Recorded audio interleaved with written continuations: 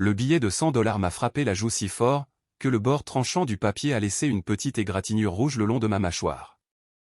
Mais ce qui m'a stupéfié dans ce singulier moment glacial, ce n'était pas la piqûre physique du papier. C'était le silence, absolument suffocant, qui a suivi. C'était le matin de Noël. La neige tombait, épaisse et lourde, contre les fenêtres givrées du salon, s'accumulant sur le porche d'une maison qui n'avait jamais vraiment été la mienne. Le grand sapin dans le coin clignotait de joyeuses lumières rouges et vertes, qui se reflétaient sur le parquet poli. Et mon père, Alaric, était assis au bout de la table de la cuisine, tel un juge prononçant une sentence de mort, définitive et sans appel.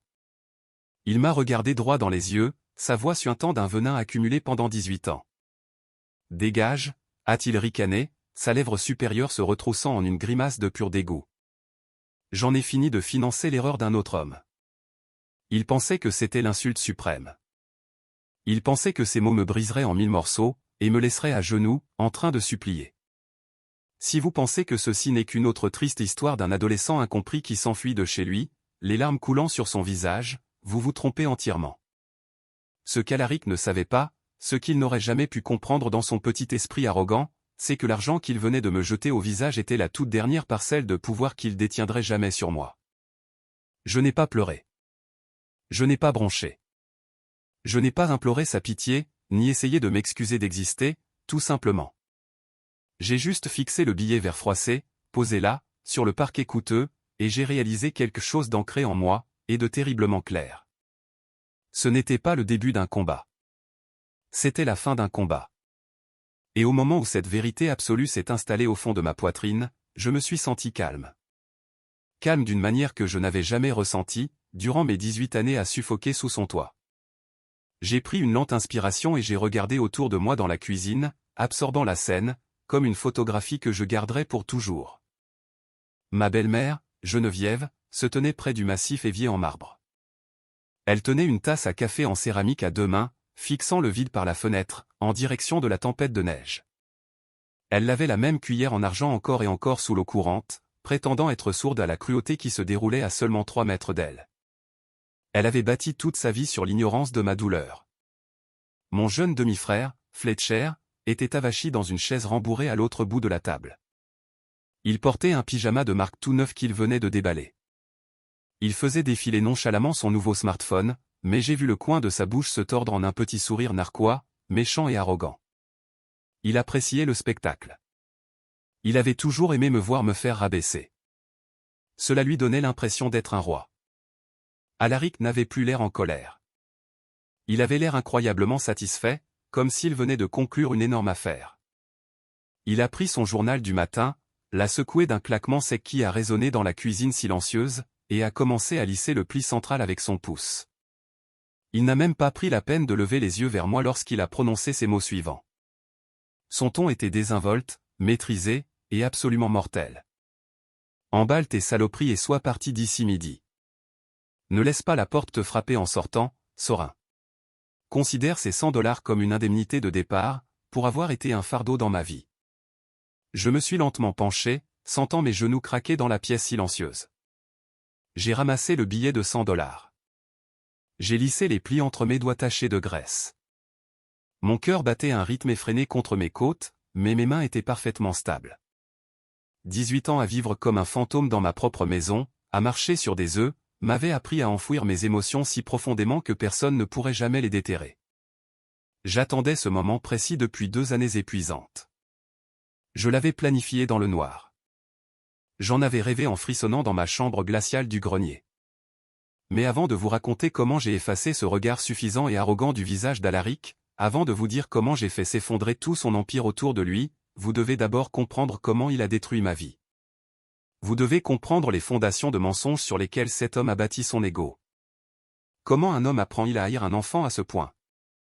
Comment une famille peut-elle détourner le regard, tandis qu'un garçon est traité comme un chien errant indésirable? Laissez-moi vous ramener en arrière. Quand je pense à mon enfance, je ne vois pas de gâteau d'anniversaire, de câlins chaleureux, ou de joyeuses vacances en famille. Je vois un musée de la douleur, vaste et froid, et chaque souvenir est un artefact soigneusement préservé, exposé derrière une épaisse vitre. La première exposition majeure de mon musée personnel date de mes 10 ans. J'étais un enfant calme, principalement parce que faire du bruit dans notre maison signifiait attirer l'attention d'Alaric, et son attention avait toujours un lourd prix. J'aimais la science et la mécanique. Cela avait du sens pour moi, quand les gens de ma maison n'en avaient pas. J'avais passé 3 mois épuisants à construire un bras robotique hydraulique, avec de la ferraille, de vieilles seringues et des tubes en caoutchouc, pour le concours de sciences régionales du collège. J'y travaillais chaque nuit dans le garage glacial, caché du reste de la maison. Le jour de la compétition, j'ai supplié Alaric et ma mère, Marin, de venir me voir. J'ai fini par remporter la première place. Je me souviens d'être debout sur la scène du gymnase sous les lumières fluorescentes vives, tenant un trophée en plastique bon marché avec mon nom mal orthographié dessus, scrutant désespérément la mer de chaises pliantes à la recherche de ma famille. Le siège que j'avais gardé pour Alaric était complètement vide. Quand je suis rentré à la maison cet après-midi-là, débordant d'un rare sentiment de fierté, Alaric était dans l'allée. Il ne m'attendait pas. Il tendait un gant de baseball professionnel, une édition limitée toute neuve, à Fletcher.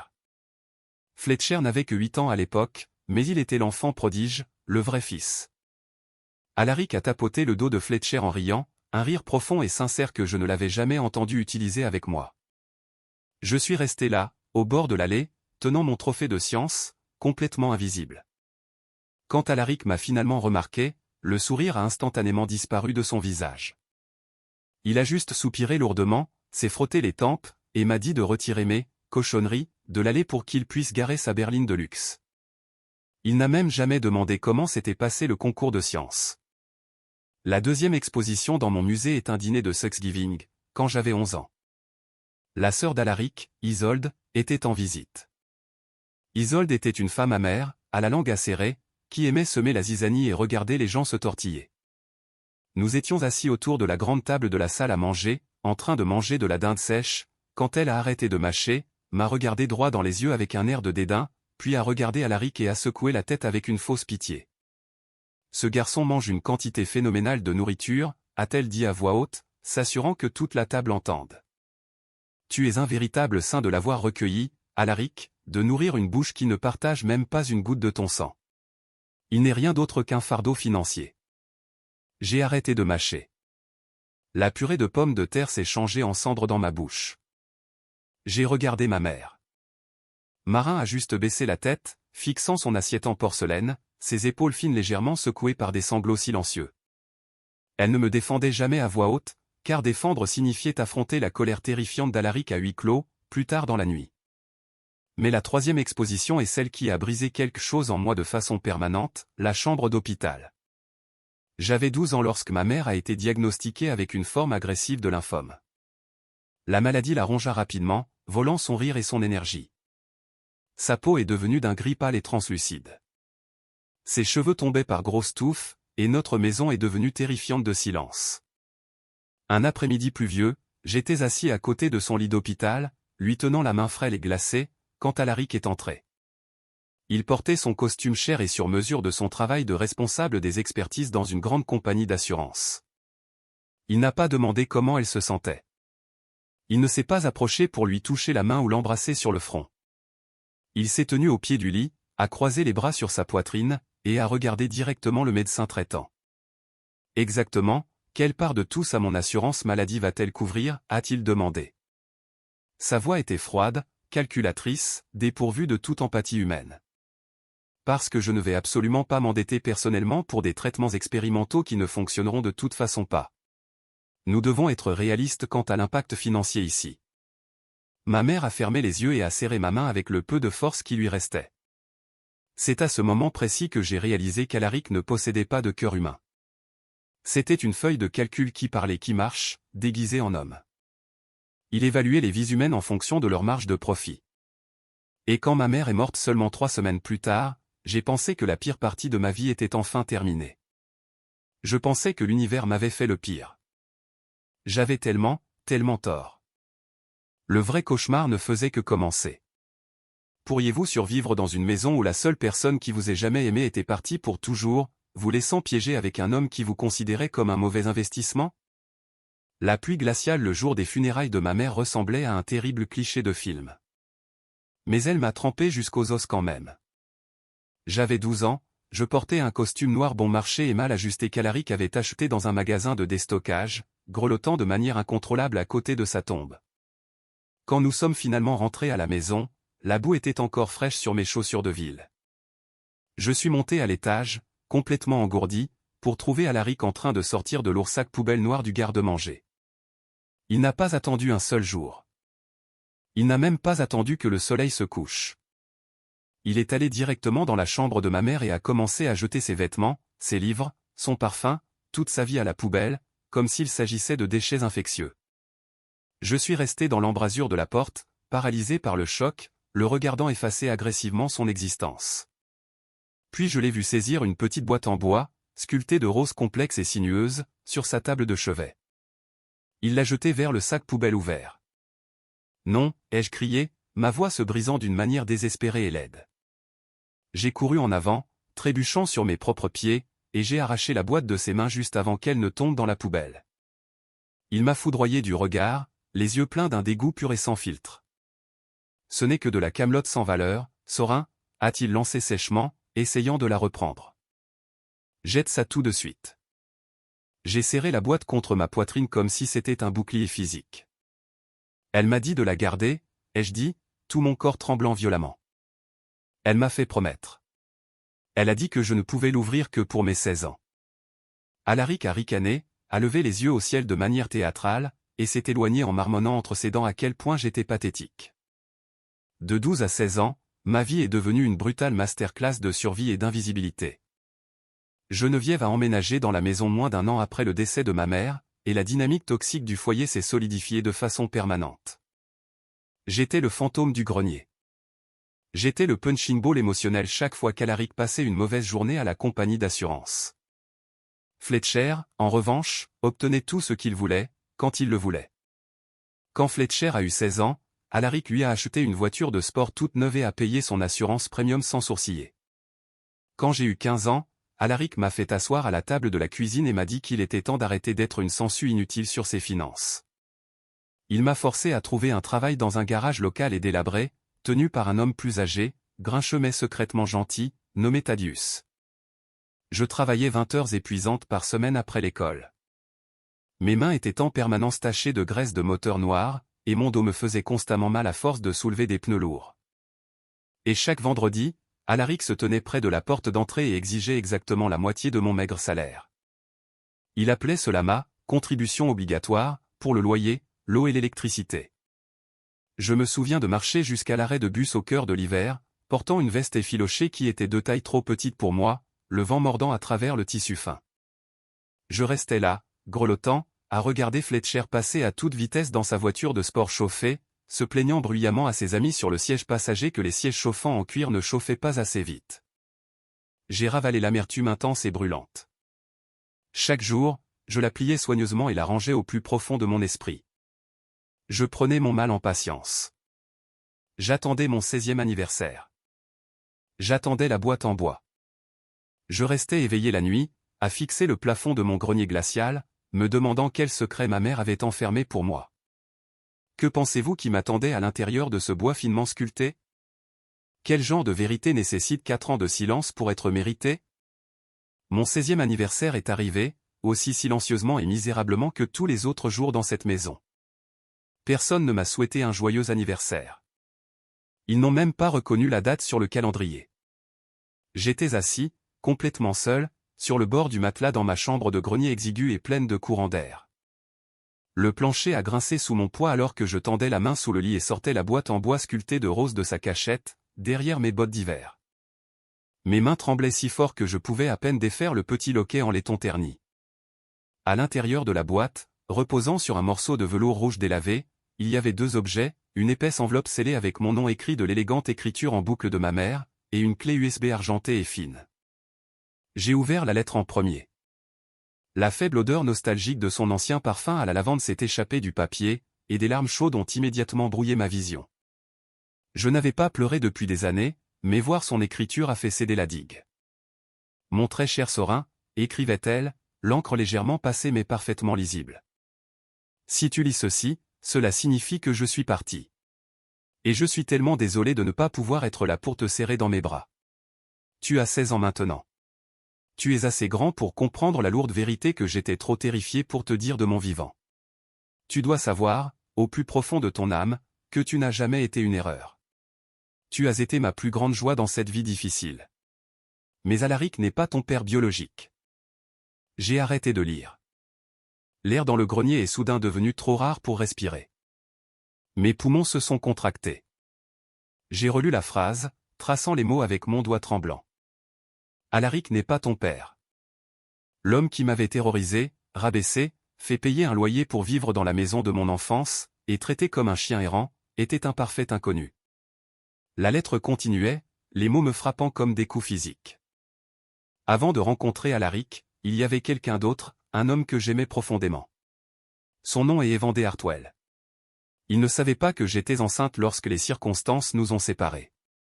Je t'ai gardé secret parce que j'étais effrayé, jeune, et je pensais qu'épouser un homme stable comme Alaric nous fournirait une sécurité financière et une famille normale. J'avais si terriblement tort, et je suis si profondément désolé pour la douleur que ma lâcheté t'a causée.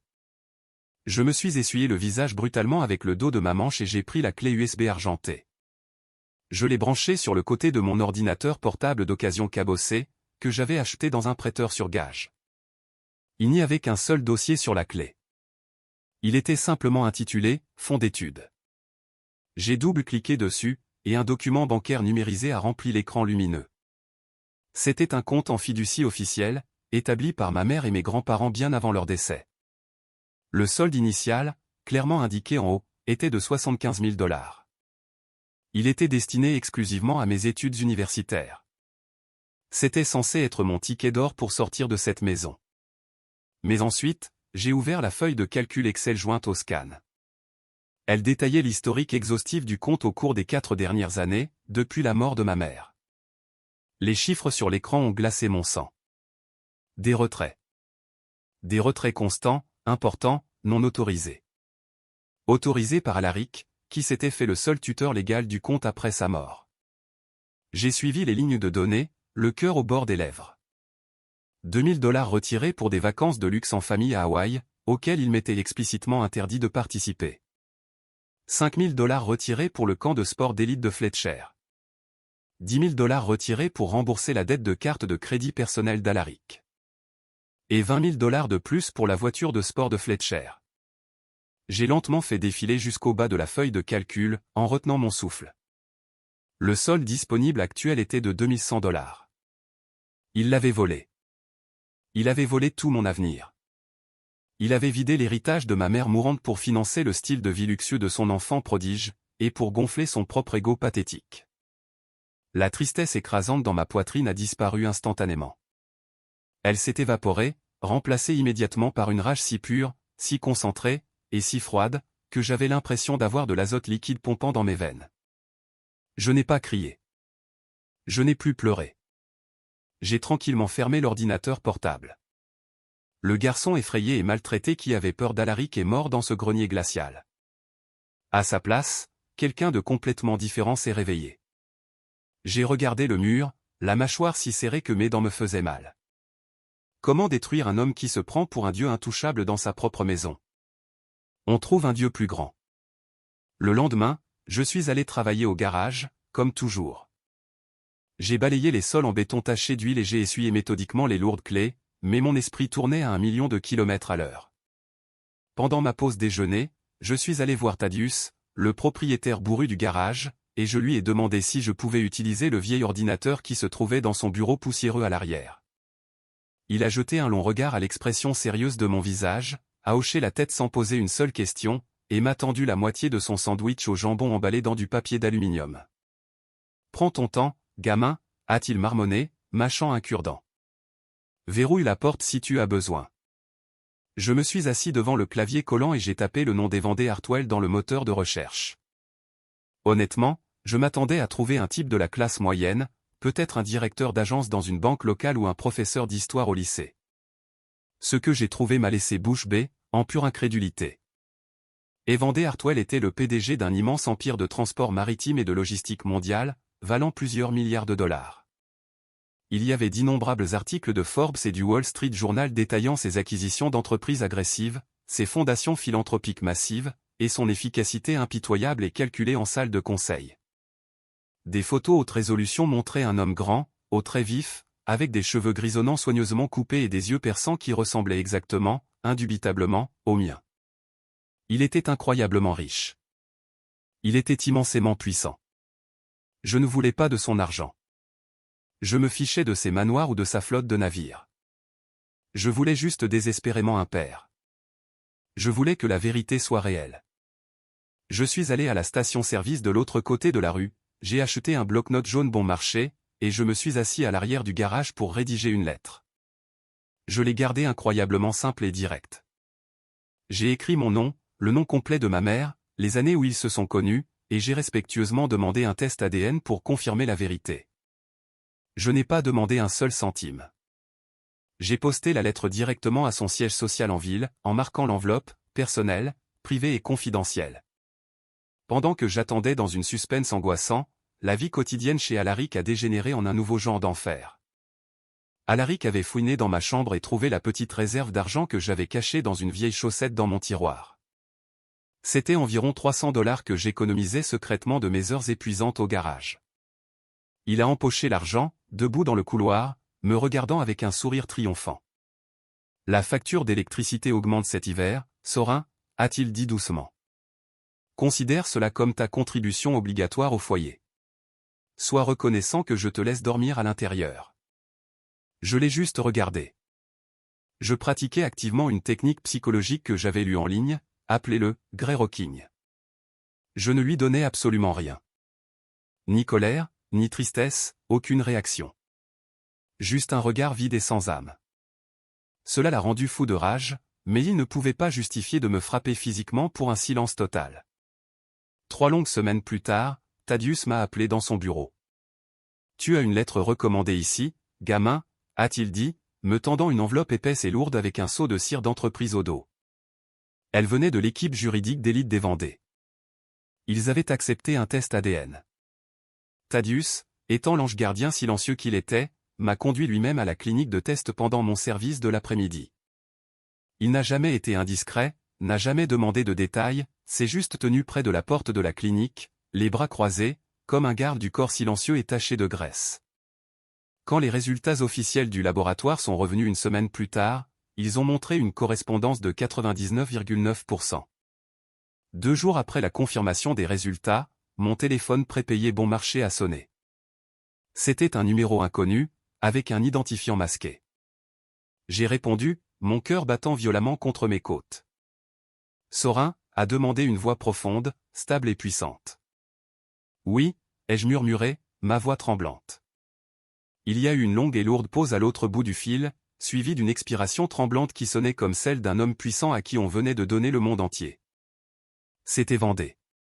Ta mère ne m'a jamais rien dit. Je ne savais pas que tu existais, fils.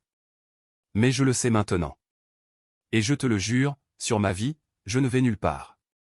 Je viens te chercher. Pouvez-vous imaginer ce que l'on ressent en entendant ces mots spécifiques, après une vie entière à se sentir totalement sans valeur et rejeté? Pendant les 2 années suivantes, du jour de mes 16 ans jusqu'à la semaine de mon 18e anniversaire, j'ai vécu une double vie hautement orchestrée. Pour Alaric, Geneviève et Fletcher, j'étais toujours le perdant pathétique et invisible qui dormait dans le grenier glacial, portait des vêtements de friperie, et avait un travail sans avenir au garage. Mais en réalité, dans l'ombre, je construisais une relation impénétrable avec mon vrai père. Et Vendée ne m'a pas poussé à faire mes valises et à emménager immédiatement. Il était assez intelligent pour savoir que m'arracher brusquement à mon environnement pourrait causer des complications juridiques avec Alaric, qui détenait toujours techniquement la garde et pourrait provoquer une scène publique désordonnée. Et Vendée respectait mes limites et mon besoin de stratégie. Au lieu de cela, nous nous retrouvions pour des déjeuners discrets tous les dimanches, dans un restaurant chic de l'autre côté de la ville. Nous parlions d'ingénierie, des livres préférés de ma mère, des complexités du commerce mondial. Il m'a appris à entrer dans une pièce les épaules en arrière et la tête haute. Il m'a appris à regarder les gens droit dans les yeux et à commander le respect sans élever la voix. Quand je me suis enfin senti assez en sécurité pour lui montrer la feuille de calcul Excel et les documents bancaires détaillant les $75 000 qu'Alaric avait volés de mon fonds en fiducie, l'expression qui a traversé le visage des Vendées était véritablement terrifiante. C'était une fureur de salle de conseil, calme et calculé. Il n'a pas crié. Il n'a pas frappé du poing sur la table. Il a juste sorti son téléphone, a passé un seul appel, et a dit 3 mots, enquêter sur lui. La semaine suivante, Evander m'a présenté à Lyra. Elle était son avocate principale, une femme brillante et redoutable dans un tailleur sur mesure, qui donnait l'impression de dévorer les avocats de la partie adverse au petit déjeuner, et en souriant. Lyra a pris en charge l'enquête financière sur la vie d'Alaric. Alaric pensait être un génie absolu pour avoir caché l'argent volé. Il se croyait intouchable, parce qu'il supposait que j'étais juste un gamin stupide et sans défense, sans ressources. Mais Alaric jouait aux dames dans la boue, tandis que Lyra et Evander jouaient aux échecs en 3 dimensions à une échelle mondiale. Lyra a agressivement suivi la trace de l'argent. Elle a découvert exactement où Alaric avait canalisé les fonds volés. Il n'avait pas seulement remboursé ses dettes de cartes de crédit et acheté des voitures. Il avait lourdement investi la majeure partie de l'argent volé dans une société écran complexe, spécialisée dans les polices d'assurance maritime, espérant un gain massif et intraçable plus tard, pour financer sa retraite anticipée. Mais voici le rebondissement magnifique, poétique et ironique qui me fait encore sourire quand j'y pense. Lyra a découvert que la compagnie d'assurance maritime spécifique dans laquelle Alaric avait investi était une filiale de 3e rang, complètement dépendante des contrats de transport de l'empire logistique d'Evander. Alaric avait, sans le savoir et stupidement, lié tout son avenir financier et ses investissements illégaux au seul homme sur Terre qui avait le pouvoir absolu, et la motivation furieuse, de le détruire complètement. Le piège était parfaitement tendu. Les charges explosives étaient placées aux fondations de la vie d'Alaric. Tout ce que nous avions à faire, c'était d'attendre le déclencheur. Nous avions besoin du moment parfait pour le faire exploser.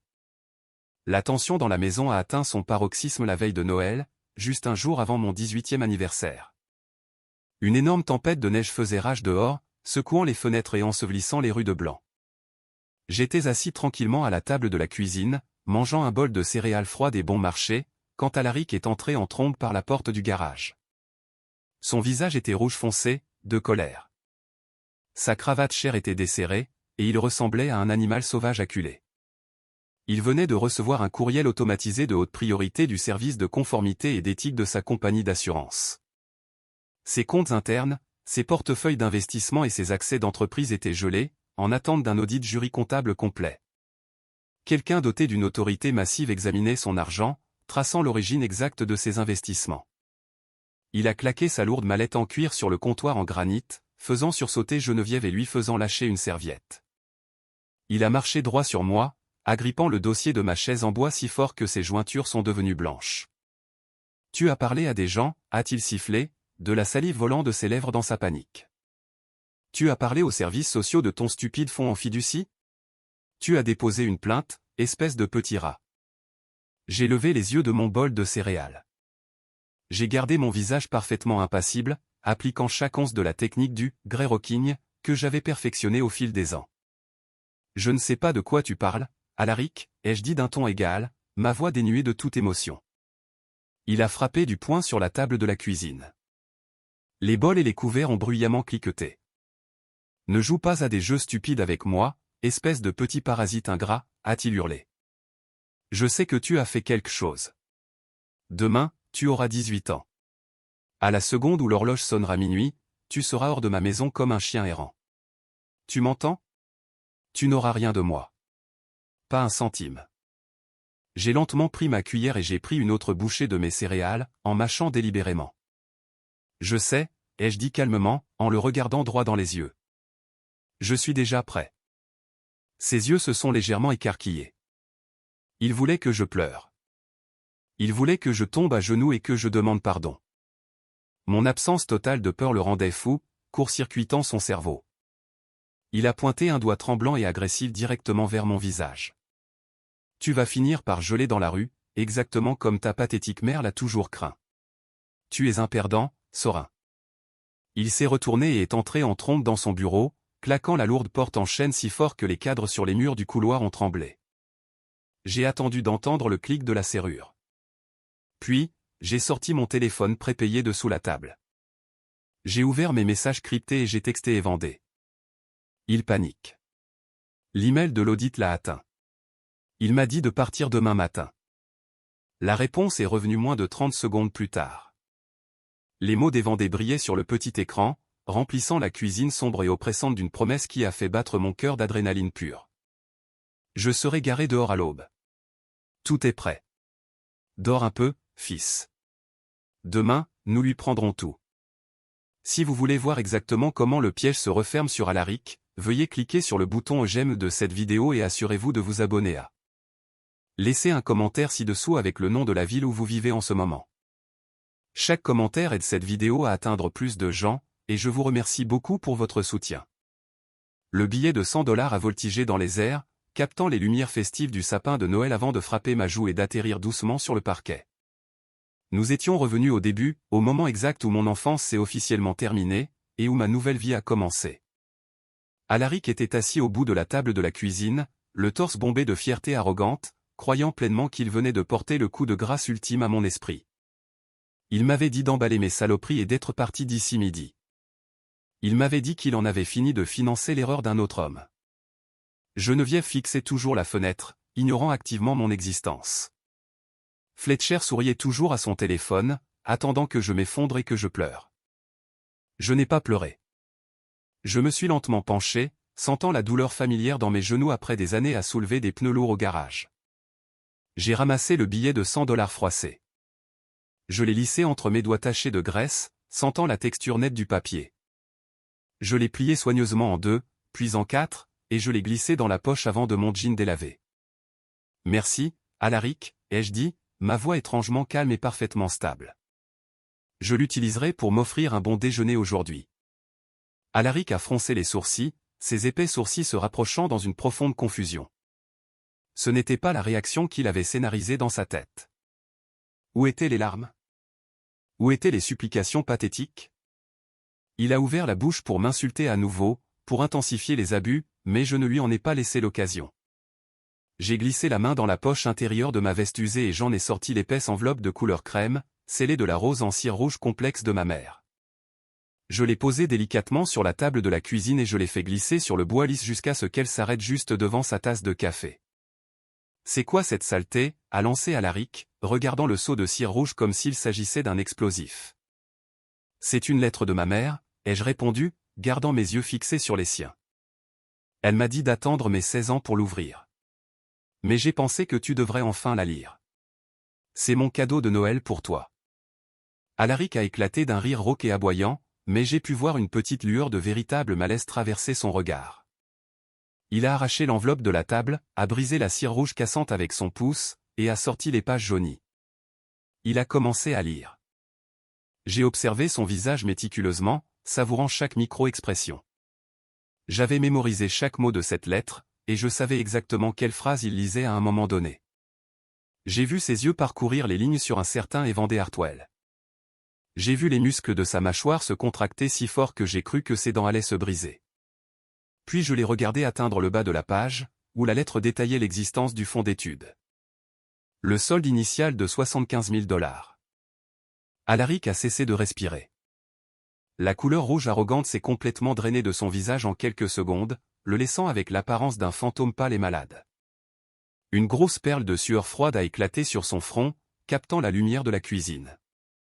Ses mains, qui avaient été si stables et confiantes une minute auparavant, ont commencé à trembler violemment. Le papier crissait dans sa poigne. « Où as-tu eu ça » a murmuré Alaric, sa voix se brisant, entièrement dépouillée de son autorité habituelle. Je me suis penché en avant, posant mes mains à plat sur la table. J'ai trouvé les relevés bancaires, Alaric. Les feuilles de calcul Excel, les reçus de retrait. J'ai trouvé chaque trace numérique que tu as laissée quand tu as vidé les 75 000 $ de l'argent de ma mère pour rembourser tes cartes de crédit et acheter cette stupide voiture de sport à Fletcher. Geneviève a eu un hoquet bruyant, laissant tomber la tasse en céramique qu'elle tenait. Elle s'est brisée dans l'évier, projetant des éclats de poterie, mais personne n'a bougé. La tête de Fletcher s'est relevée de son téléphone, ses yeux écarquillés par une panique soudaine. « De quoi il parle, papa » a balbutié Fletcher, regardant alternativement de l'un à l'autre. « Tais-toi » a rugi Alaric à Fletcher, sa voix purement hystérique. Il s'est retourné vers moi, la poitrine haletante. « Tu n'as aucune preuve. Tu n'es qu'un petit monstre menteur et manipulateur. Personne ne croira un mécano graisseux plutôt qu'un directeur d'expertise respecté. J'ai souri. Ce n'était pas un sourire heureux. C'était un déploiement de dents froids et prédateurs. Je n'ai besoin que personne ne me croie, Alaric. Parce que je ne suis pas venu ici pour discuter avec toi.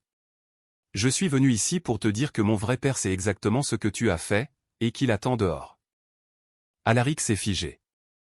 L'air dans la pièce est devenu instantanément lourd, étouffant. Il a lentement tourné la tête et a regardé par la grande fenêtre givrée donnant sur la rue.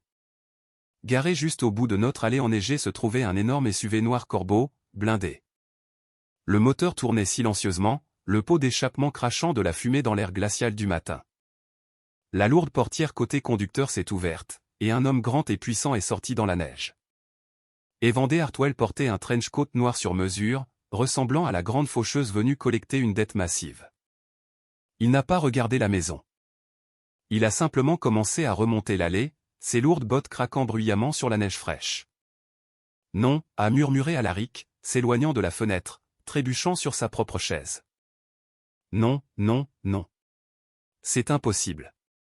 Il ne peut pas être là. Il est là, ai-je dit doucement, m'éloignant de la table. Et il vient pour tout ce que tu as. La lourde porte d'entrée en chêne de la maison s'est ouverte avant même qu'Alaric puisse penser à la verrouiller. Le vent glacial de l'hiver s'est engouffré dans le couloir chaud, transportant des flocons de neige épars et la présence absolue, indéniable, d'Evander Hartwell. Il a franchi le seuil, essuyant ses chaussures en cuir sur le paillasson avec une lenteur terrifiante et délibérée. Il ne ressemblait pas à un homme entrant dans la maison de quelqu'un d'autre. Il ressemblait à un roi entrant en territoire conquis. Alaric a pratiquement détalé de la cuisine, son visage toujours d'une pâleur maladive et terrifiante.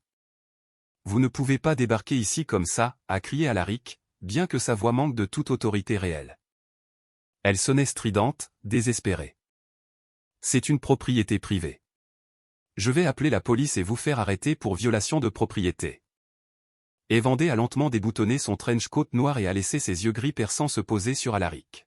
« Appelez-les, a dit Evander, sa voix profonde, résonnante, et totalement imperturbable. « S'il vous plaît, composez les numéros tout de suite.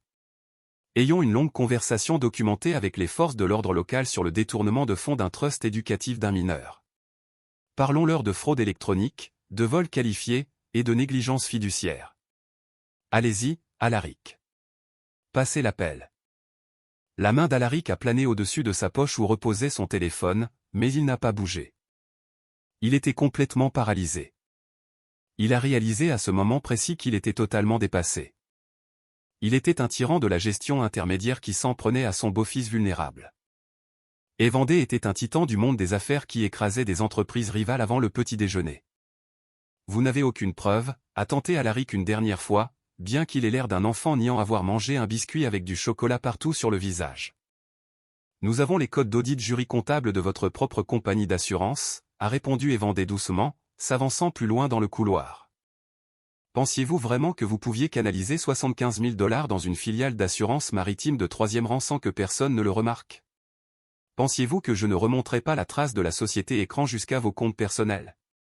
Vous avez volé mon fils, et je vais m'assurer que vous passerez les 10 prochaines années dans une prison fédérale à réfléchir à quel point c'était remarquablement stupide. » Alaric a reculé jusqu'à ce que son dos heurte le mur du couloir. Il m'a regardé, puis a regardé Evander, sa poitrine se soulevant et s'abaissant en respiration rapide et superficielle. Geneviève se tenait dans l'embrasure de la porte de la cuisine, pleurant silencieusement dans ses mains. Fletcher était introuvable. Il avait littéralement couru à l'étage et s'était caché dans sa chambre comme un lâche. « Sorin, » a dit Evander, son ton s'adoucissant instantanément alors qu'il se tournait pour me regarder. « Es-tu prêt à rentrer à la maison? » J'ai regardé la maison une dernière fois. J'ai regardé la bosse dans le mur où Alaric m'avait jeté une chaussure des années auparavant. J'ai regardé les escaliers menant à ma chambre de grenier glacial et misérable. J'ai regardé l'homme qui avait fait de mon enfance un véritable enfer, actuellement plaqué contre le mur, tremblant de pure peur. « Oui, » ai-je dit. « Je suis prêt. » Je n'ai pas fait de sac. Je n'ai pas pris un seul vêtement qu'Alaric m'ait jamais acheté. Je suis sorti par la porte d'entrée, portant ma veste délavée, entrant dans l'air froid et mordant. Je n'ai pas regardé en arrière, pas une seule fois. Je suis monté sur le siège passager du SUV chauffé, garni de cuir. Et Vendée est monté un instant plus tard, mettant le véhicule en marche. Nous nous sommes éloignés du trottoir, laissant la maison enneigée et misérable derrière nous pour toujours. Nous avons roulé dans un silence confortable pendant un long moment, regardant les gratte-ciel de la ville grandir au loin. « Tu t'es incroyablement bien débrouillé, fils, a dit Vendée tranquillement, gardant les yeux sur la route verglacée. Tu as gardé ton sang-froid. J'ai appris à survivre, ai-je répondu, regardant par la fenêtre. Maintenant, je veux apprendre à vivre. Nous sommes arrivés à la résidence des Vendée, au cœur de la ville. Ce n'était pas juste un appartement. C'était un immense pantoute sur plusieurs niveaux, surplombant tout le centre-ville. L'ascenseur s'ouvrait directement dans l'espace de vie. Le contraste était absolument stupéfiant. Au lieu de fenêtres qui laissaient passer l'air et de peintures écaillées, il y avait des murs de verre du sol au plafond, une immense cheminée moderne, et de riches parquets en bois sombre. Ça sentait le café cher et le cèdre. Assise à une immense table à manger en verre au centre de la pièce se trouvait Lyra. Elle portait un tailleur bleu marine impeccable, tapant furieusement sur un ordinateur portable élégant. Plusieurs épais classeurs noirs étaient empilés proprement à côté de sa tasse de café. Elle a levé les yeux et a souri chaleureusement lorsque nous sommes entrés. « Bienvenue à la maison, Sorin » a-t-elle dit. « Merci, Lyra » ai-je dit, enlevant ma veste. Elle a tapoté le dessus du plus épais classeur noir. « J'ai d'excellentes nouvelles. Le gel des comptes d'entreprise d'Alaric est passé ce matin. Son entreprise est complètement paniquée, mais ce n'est que l'entrée. » Et Vendée s'est approché et s'est versé un verre d'eau. « Et le plat principal ?» a-t-il demandé. Le sourire de Lyra s'est élargi en quelque chose de dangereusement aiguisé. « Demain soir, c'est le gala annuel de l'assurance d'élite à l'hôtel Grand Plaza. Alaric doit recevoir le prix du directeur des expertises de l'année. Tous ses partenaires principaux seront là, ses investisseurs, tout son réseau professionnel. » Et Vendée s'est tourné vers moi, me tendant un verre d'eau. « Qu'en penses-tu, Sorin? Es-tu partant pour une fête demain soir ?» J'ai pris une gorgée d'eau fraîche, sentant le poids du moment s'installer sur moi. « Je veux qu'il perde tout, devant les personnes qui comptent le plus pour lui, » ai-je dit. « Je veux qu'il ressente exactement ce que j'ai ressenti pendant 18 ans. » Lyra a ouvert le classeur. « Alors, nous ferions mieux de nous mettre au travail. Nous avons une guillotine à polir. » Les 24 heures suivantes furent un tourbillon de préparatifs calculés et précis. Et Vendée ne voulait pas seulement détruire Alaric. Il voulait l'anéantir avec une telle précision chirurgicale qu'Alaric ne serait jamais en mesure de reconstruire sa réputation dans aucune industrie, jamais. Tôt le lendemain matin, un tailleur haut de gamme est arrivé au Pantouse. J'avais passé toute ma vie à porter des vêtements de friperie, soit de taille trop grand, soit ridiculement courts à mes chevilles. Me tenir devant l'immense mur de miroir, tandis qu'un professionnel mesurait mes épaules et ajustait l'ourlet d'un costume italien gris anthracite sur mesure, semblait totalement surréaliste. Je me sentais comme un imposteur. J'ai regardé Vendée, qui était assis sur le canapé en cuir moderne, examinant des documents juridiques. Je me sens comme un imposteur, ai-je admis tranquillement, tirant sur les poignets blancs impeccables de la chemise. Je me sens toujours comme le gamin du garage. Et Vendée a posé ses papiers et s'est approché de moi. Il s'est tenu derrière moi, regardant notre reflet commun dans le miroir. « Tu n'es pas un imposteur, Sorin ?» a-t-il dit, sa voix ferme et rassurante. « Les vêtements ne font pas ce que tu es. Ils ne sont qu'une armure. Ce soir, tu entres dans une pièce pleine de requins, et ce costume leur dit qu'ils ne peuvent absolument pas se permettre de te mordre. Ta place est ici.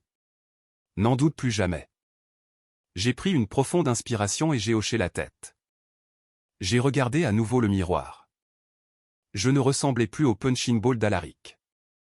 Je ressemblais à un Hartwell. Au moment où le tailleur rangeait ses rubans à mesurer, Lyra est entrée dans le salon, ses talons au claquant sèchement sur le parquet. Elle tenait son téléphone et n'avait pas l'air heureuse. « Nous avons une légère complication » a-t-elle annoncé, posant son ordinateur portable sur la table en verre. Alaric panique. Il réalise qu'il est piégé financièrement, alors il essaie de limiter les dégâts sur le plan personnel. Il vient de passer un appel au directeur de ton lycée. Mon estomac est tombé dans mes chaussures. Qu'a-t-il dit, ai-je demandé, la vieille peur familière essayant de remonter à la surface. Lyra a levé les yeux au ciel avec un pur dégoût. Il a prétendu que tu avais volé de l'argent dans son coffre-fort avant de t'enfuir. Il essaie de te faire expulser et de faire marquer tes relevés de notes de façon permanente pour comportement criminel. Il veut détruire tes acceptations à l'université pour que tu n'aies nulle part où aller quand la poussière retombera. J'ai serré les poings si fort que mes ongles se sont enfoncés dans mes paumes. Il essaie de ruiner mon avenir parce qu'il sait que le sien est terminé. Evander n'avait pas l'air en colère. Il avait juste l'air incroyablement fatigué de l'existence pathétique d'Alaric. Tu t'en es occupé, Lyra, a-t-il demandé calmement. Lyra a souri de son sourire dangereux et prédateur. Bien sûr que je l'ai fait. J'ai appelé le directeur directement. Je l'ai informé qu'Alaric fait actuellement l'objet d'une enquête fédérale pour vol qualifié et fraude électronique.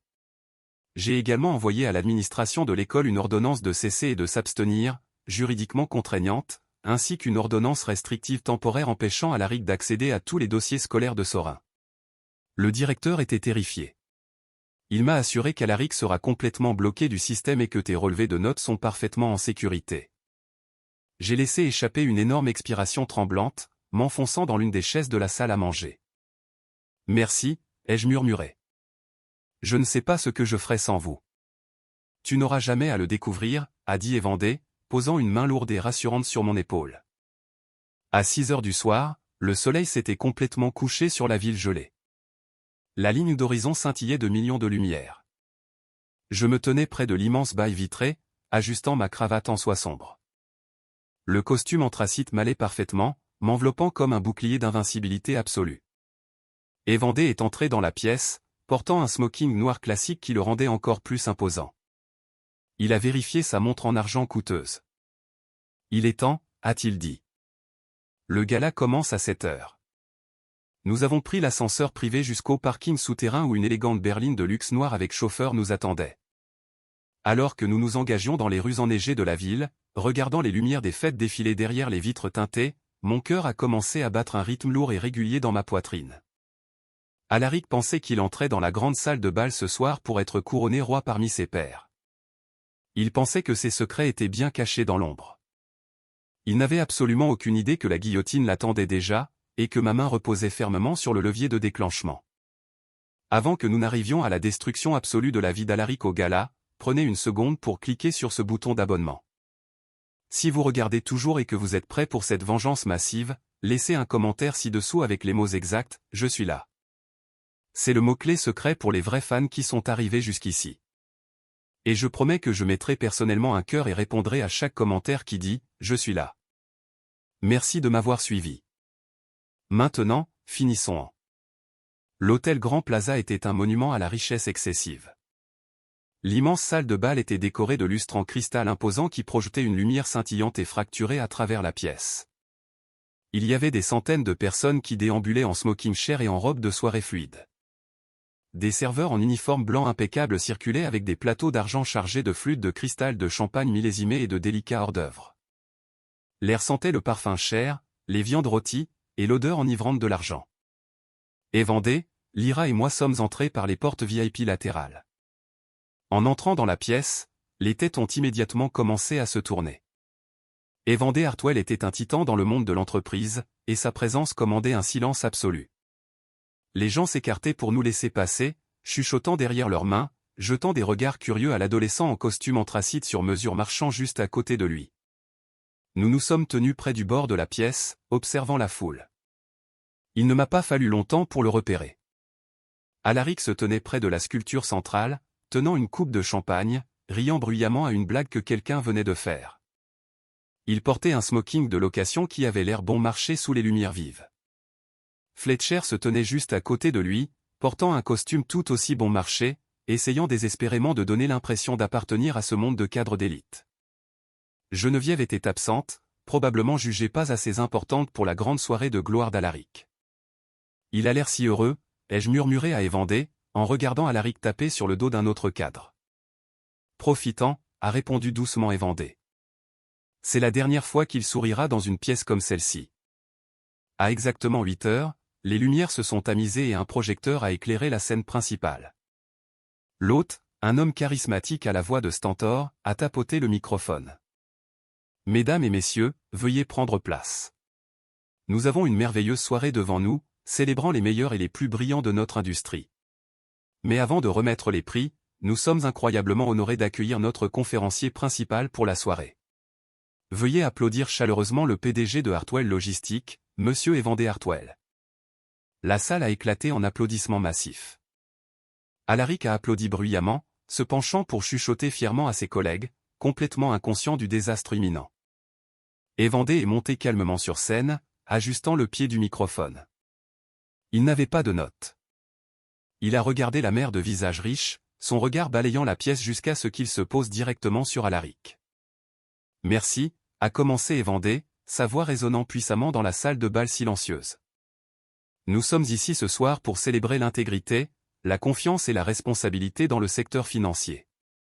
Nous confions aux personnes présentes dans cette pièce nos actifs, nos avenirs et nos familles. » Alaric hochait la tête avec enthousiasme, complètement inconscient. Mais parfois, a poursuivi Evandé, son ton baissant d'un octave, devenant froid et tranchant comme un rasoir, cette confiance est placée entre les mains de monstres absolus. Des hommes qui utilisent leur position pour exploiter les plus vulnérables. Des hommes qui volent les enfants même qu'ils sont censés protéger. La salle de bal est devenue inconfortablement silencieuse. Les gens se sont agités sur leurs sièges, sentant le changement soudain et dangereux dans l'atmosphère. Alaric a cessé de sourire. Son front s'est plissé de confusion. Pendant 18 ans, je ne savais pas que j'avais un fils, a dit Evandé à voix haute, sa voix remplie d'une émotion brute. Il m'a été caché. Et pendant ce temps, il a été soumis à des abus émotionnels inimaginables par un homme présent dans cette même pièce. Un homme qui a volé 75 000 $ du fonds d'études de mon fils pour rembourser ses cartes de crédit et acheter des véhicules de luxe. Un hoquet collectif a traversé la salle de bal. Des murmures ont éclaté comme une traînée de poudre. Le visage d'Alaric a pris une teinte grise horrifiante. Il a essayé de reculer d'un pas, mais il a heurté la table derrière lui. « J'aimerais vous présenter mon fils biologique, Sorin Hartwell », a annoncé Evandé, faisant un geste vers l'endroit où je me tenais.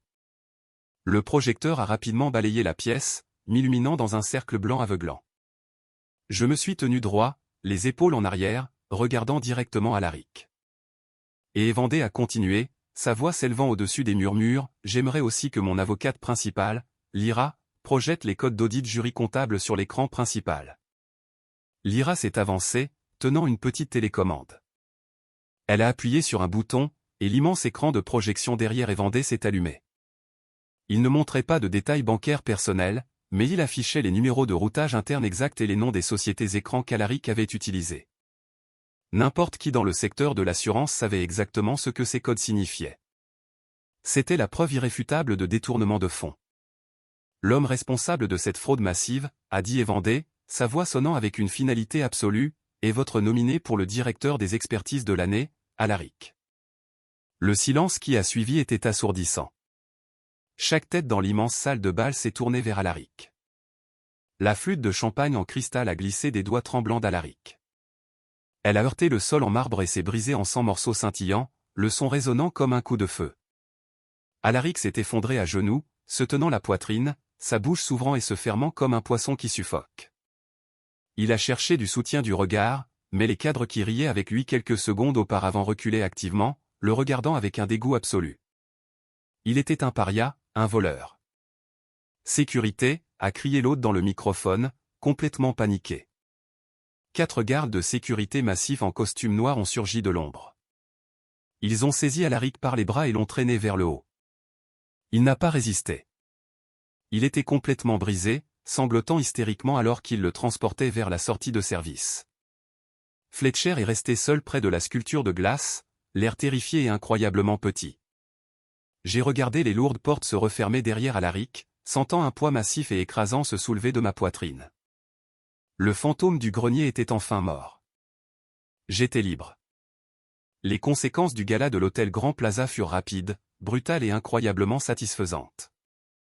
Le monde de l'assurance est un petit monde, entièrement bâti sur la réputation et la confiance.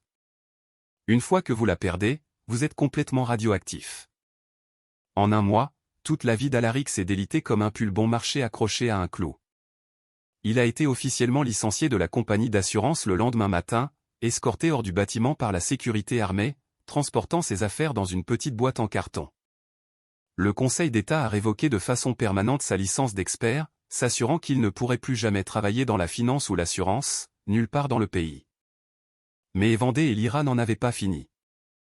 L'IRA a intenté une action civile massive pour les 75 000 $ volés, plus des dommages et intérêts exorbitants pour détresse émotionnelle et négligence fiduciaire. Pour éviter une longue peine de prison fédérale pour fraude électronique, Alaric a été contraint de régler immédiatement. Il a dû liquider tous ses actifs. Il a vendu la maison dans laquelle j'ai grandi à perte. Il a vendu la voiture de sport ridicule de Fletcher. Il a vidé ses propres comptes de retraite juste pour rembourser ce qu'il me devait. Geneviève, qui avait passé des années à fermer les yeux sur ma souffrance, s'est soudainement retrouvée mariée à un homme fauché, au chômage et déshonoré. Aux dernières nouvelles, elle avait pris un travail au salaire minimum comme serveuse dans un restaurant local, juste pour payer les factures dans le petit appartement exigu qu'ils étaient forcés de louer dans le mauvais quartier de la ville. Fletcher a perdu tous ses amis riches à la seconde où la voiture de sport a été saisie.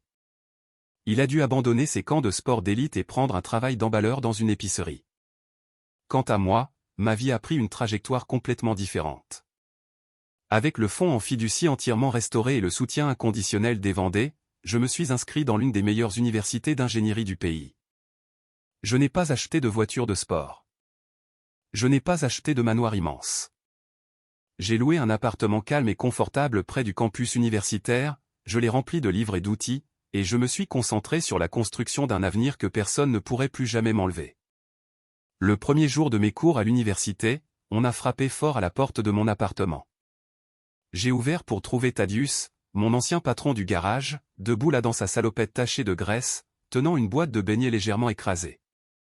Je me suis dit que tu avais besoin de carburant pour le cerveau, gamin, a-t-il marmonné, regardant le bel appartement avec un signe d'approbation.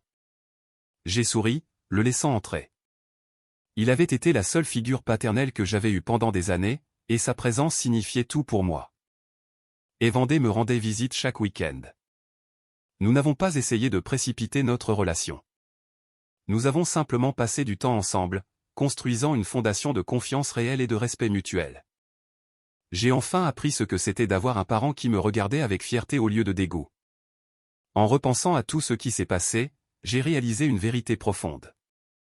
Mon succès ultime dans la destruction d'Alaric n'était pas seulement dû au fait que j'avais trouvé un père biologique riche et puissant. Oui, l'argent des Vendée et le génie juridique de l'IRA ont fourni le marteau pour briser le monde d'Alaric, mais c'est moi qui ai survécu 18 ans dans le noir. C'est moi qui ai recueilli les preuves. C'est moi qui ai enduré le grenier glacial, les salaires volés et les abus émotionnels incessants sans craquer. L'argent n'est qu'un outil. Le vrai pouvoir était la vérité absolue, et la patience inébranlable d'attendre le moment parfait pour frapper. Alaric a bâti toute sa vie sur une fondation de mensonges, de cruauté et d'argent volé. Tout ce que j'ai fait, c'est allumer les lumières et laisser le monde le voir pour ce qu'il était vraiment. Il y a quelques jours à peine, j'ai reçu un long et désespéré email de ma tante Isolde, la même femme qui se moquait de moi au dîner de Thanksgiving parce que je mangeais trop. Elle m'a supplié d'abandonner les poursuites civiles restantes contre Alaric, affirmant qu'il était profondément déprimé et que je détruisais intentionnellement la famille par pure méchanceté et cupidité. Elle a dit que je devrais faire preuve de grâce et passer à autre chose. Je n'ai pas répondu à son email. Je l'ai simplement supprimé et je suis retourné à mes révisions pour mes examens d'ingénierie. Mais lire ces excuses pathétiques m'a fait réfléchir à la nature du pardon et de la vengeance. J'ai pris absolument tout ce qu'Alaric appréciait dans ce monde. Sa réputation immaculée, son argent volé, son contrôle arrogant. J'ai tout pris, tout comme il a pris sans ménagement l'héritage de ma mère et mon enfance. Je dois donc vous poser la question, à vous qui regardez cette vidéo en ce moment. Mettez-vous à ma place. Suis-je le méchant pour n'avoir montré aucune pitié à l'homme qui ne m'en a activement montré aucune pendant 18 ans? Détruire sa vie entière, était-ce aller trop loin? Ou a-t-il eu exactement ce qu'il méritait? Merci beaucoup d'avoir regardé cette histoire jusqu'à la toute fin. Si vous voulez plus d'histoires de justice absolue servie glacée, veuillez cliquer sur ce bouton d'abonnement pour rejoindre la communauté. Faites-moi part de votre verdict officiel sur mes actions dans les commentaires ci-dessous et partagez toute expérience similaire que vous avez eue avec des membres de familles toxiques. Vous n'êtes pas seul, et votre histoire compte. Je vous retrouverai tous dans la prochaine.